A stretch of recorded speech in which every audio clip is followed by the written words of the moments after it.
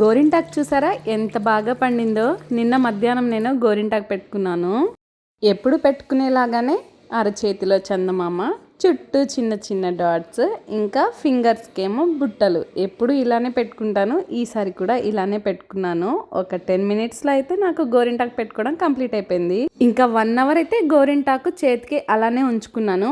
1 hour తర్వాత లైట్గా ఎండిపోయి రాలడం స్టార్ట్ అయిపోయింది. ఇంకా గోరింటాకు మంచిగా పండిందని చెప్పేసి నేనైతే గోరింటాకు కడిగేసుకున్నాను. చూసారా ఎంత బాగా కలర్ వచ్చిందో.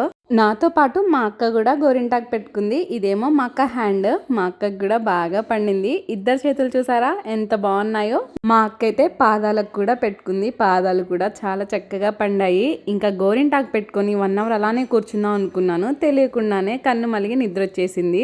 పక్కనే ఉన్న ఫోన్కి కొంచెం బెడ్షీట్కి అంటించాను. ఇంకా గోరింటాకు చెయ్యి కడిగిన వెంటనే స్మెల్ వస్తుంది కదా, ఎంత బాగుంటుందో. నాకైతే చాలా ఇష్టం. వీడియో నచ్చితే లైక్ చేసి సబ్స్క్రైబ్ చేసుకోండి.